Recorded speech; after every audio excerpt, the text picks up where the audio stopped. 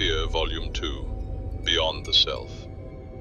You see, there is a very peculiar hallucination that haunts almost every single one of us.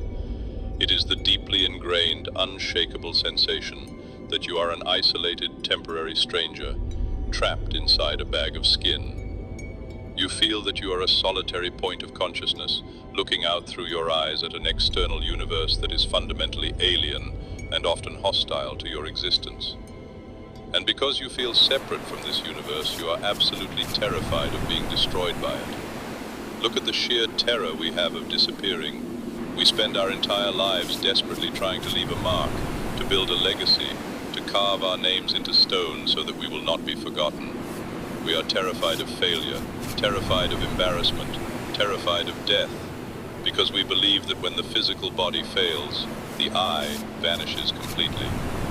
We think of ourselves as a brief, fragile flash of light suspended between two eternal darknesses.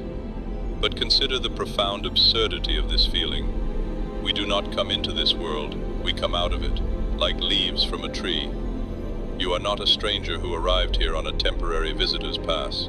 You are a fundamental expression of the cosmos, just as a wave is an expression of the ocean. Think about the wave. If a wave could think, it might look at the shoreline and feel a deep existential dread. It sees the crashing foam, the inevitable end of its journey, and it panics. It thinks, I am going to hit the rocks and I am going to be destroyed. But the wave is suffering from a massive misunderstanding. It is confusing its temporary shape with its true nature. The wave is not a separate entity. It is simply what the entire ocean is doing in that exact moment. When the wave crashes, no water is lost. It simply returns to the source. We suffer from the exact same misunderstanding.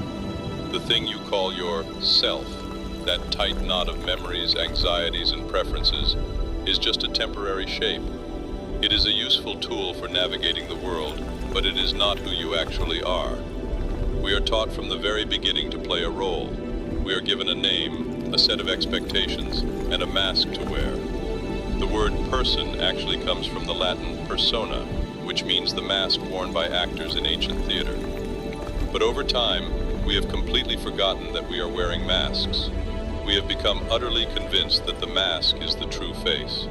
And so we spend our days in a state of constant low-level panic, desperately trying to protect a face that doesn't actually exist. Think about the sheer exhaustion of constantly managing your own image.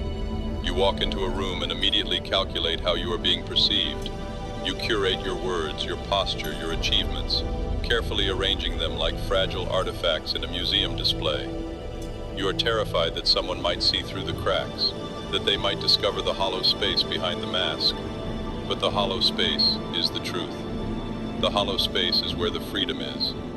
When you finally see through the illusion of the separate self, the fear of disappearing begins to dissolve.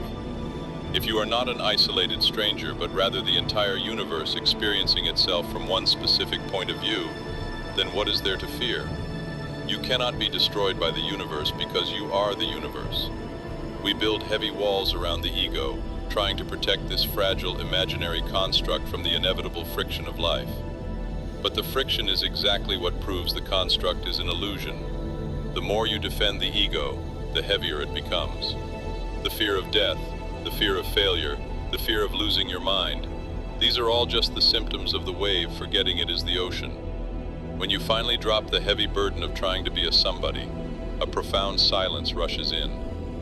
You stop fighting the environment because you realize there is no solid border between you and it. The air you breathe, the ground you walk on, the light entering your eyes, it is all one continuous vibrating process. You are the Big Bang still expanding. You are the ancient stars looking back at themselves.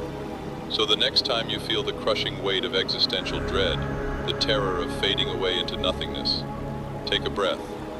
Look at the boundary of your skin and realize it is not a wall, it is a bridge. Step beyond the self, let the hallucination dissolve. You will find that the void you were so afraid of falling into is exactly what you have always been.